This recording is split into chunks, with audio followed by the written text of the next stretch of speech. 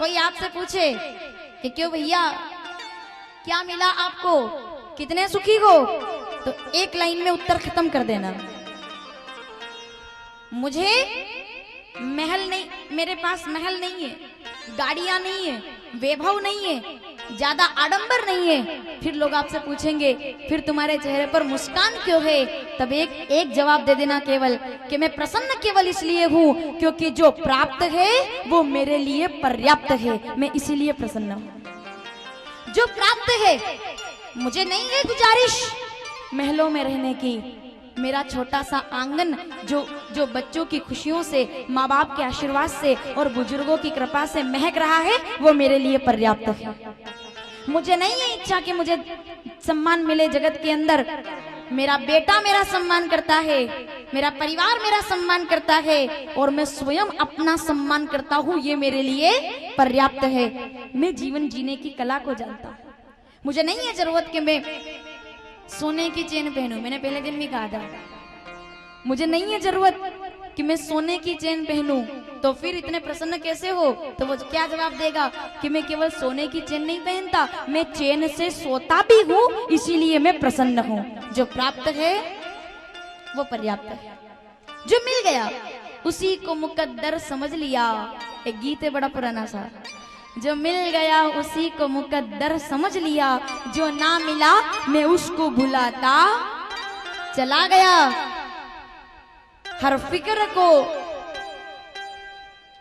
मैं जिंदगी का साथ निभाता चला गया, मैं जिंदगी का साथ निभाता चला गया।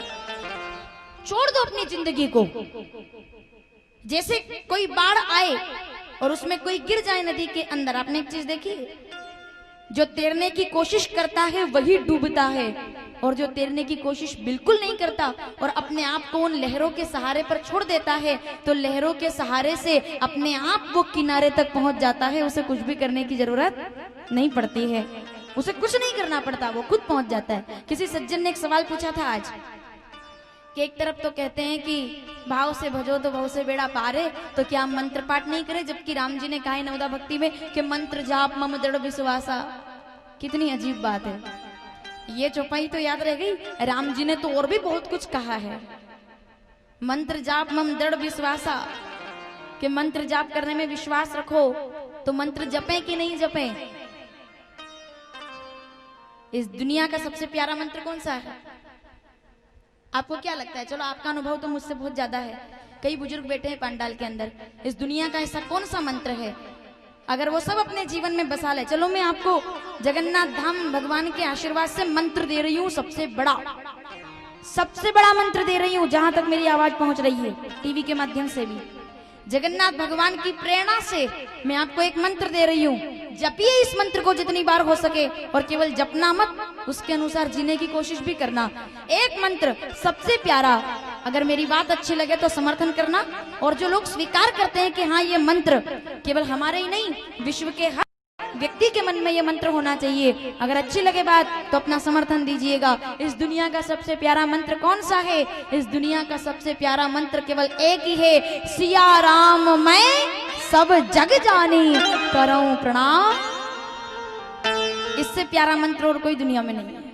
मैं जिधर देखता हूं उधर तू ही तू है, तेरे सिवा इस दुनिया में कुछ है ही नहीं।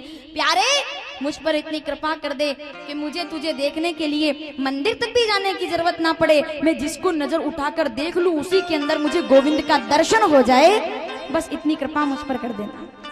सिया राम। फिर क्या लड़ाई झगड़े होंगे? फिर क्या किसी घर में, किसी परिवार में, किसी समाज में, किसी राष्ट्र में कोई दूसरी बात होगी? होगी नहीं। सिया राम मैं सब जग जानी। पहले के लोग राम राम इसीलिए तो करते थे कि तेरे अंदर भी राम है और मेरे अंदर भी राम है। सिया राम इस पूरी दुनिया के अंदर, पूरे जगत के अंदर उस परमात्मा का बसेरा है, वो हर जगह पर है। किसी ने बड़ी प्यारी बात कही कि हर तरफ है गोविंद, हर तरफ उसका नूर है। हर तरफ है जगन्नाथ, हर तरफ उसका नूर है, फिर भी ना पहचाने बंदा तो ये बंदे की आंखों का कसूर है। वो तो हर जगह पर है, आपके अंतर मन में, आपके अंतर आत्मा में, आपके परिवार में, आपकी शांति में, आपकी सरलता में, आपकी शीतलता में, आपके चरित्र में, आपके व्यवहार में, आपके बात करने के तरीके में, आपके दुनिया को देखने के नजरिए में आपका परमात्मा निवास करता है। फिर भी ना देखे बंदा तो ये बंदे का कसूर है। हर तरफ परमात्मा है, हर तरफ गोविंद है। भक्तों ने ऐसे ही तो प्राप्त किया। कोई विशेष रूप से ढूंढने के लिए नहीं गया था भगवान को कि कहां मिलेंगे, कहां मिलेंगे, कहां मिलेंगे। किसी ने दिल पर हाथ रख करके कह दिया। सबने हाथ उठाकर पूछा, जगन्नाथ कहां मिलेंगे, कन्हैया कहां मिलेंगे, राम कहां मिलेंगे। किसी ने दिल पर हाथ रखकर कह दिया, मत पूछो कि कहां मिलेंगे, कहां मिलेंगे, कहां मिलेंगे। अपने दिल के अंदर झांक कर देखो, यहां मिलेंगे, यहां मिलेंगे, यहां मिलेंगे। ना पूजा, ना पाठ, ना व्रत, ना उपवास में। शुरू में कर रही हूं, पूरा आप करेंगे। ना केवल पूजा, ना पाठ,